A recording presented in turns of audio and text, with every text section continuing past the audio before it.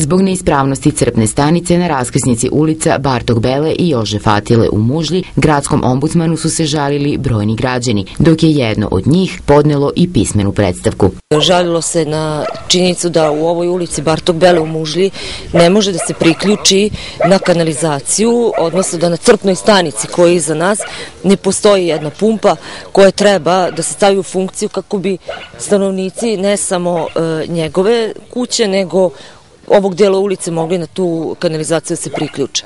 Nakon izučavanja pomenutog slučaja pronađeno je nekoliko propusta u radu javno-komunalnog preduzeća Vodovod i kanalizacija, izjavila je ombudsmanka. Prvo što se u nekoliko navrata pismenim putem, kada su se građani obraćali, čak i preko mesne zajednice Mužlja, nije uopšte odgovorilo na dopise građana. Čak kada sam otvorila istragu, preduzeće je reagovalo u smislu da je reklo da je predmet zagubilo i da će odgovoriti u neko dogledno vreme, da bi nakon mesec dana odgovorilo i reklo kako će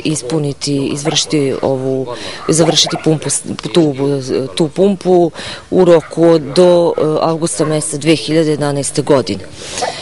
Znači, ti rokovi su odavno protekli i na osnovu toga ja sam donela preporuku da je preduzeće u obavezi ne samo da postupi po odluci Vodovodu, da priključi građane na kanalizaciju, nego i da buduće komuniciraju i korespondiraju sa građanima. Razgovoru o mogućnostima puštanja ove crpne stanice u funkciju i poštovanja preporuke zaštitnice građana priključio se i predsjednik Gradske skupštine Aleksandar Marton, izrazivši nadu da će ovaj problem biti uskoro rešen.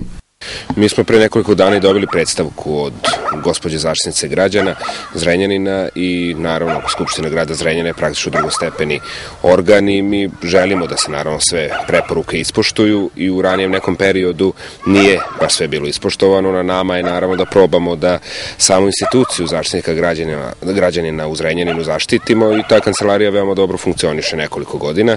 Ja imam informaciju da je već javno komunalno preduzeće Vodovod i kanalizaciju u jednom navratu ispoštovalo preporuku i ne vidim razloga da to ne bude i sada tako. Definitivno da pravo na priključenje na kanalizacionu mrežu treba u ovom gradu da imaju svi, pa tako i stanovnici ove ulice. Iskreno očekujem da će naravno taj problem biti rešen, jer 21. vek i bar vodu svi treba da imamo. Zaštitnica građana je istakla da je ovaj organ do sada imao lepu saradnju sa javno-komunalnim preduzećem Vodovod i kanalizacija i da je ono jedno od retkih preduzeća koje je već postupalo po odluci zaštitnika građana i ispoštovalo preporuke, tako da se nada da će i ovaj problem biti rešen u vrlo kratkom vremenskom roku.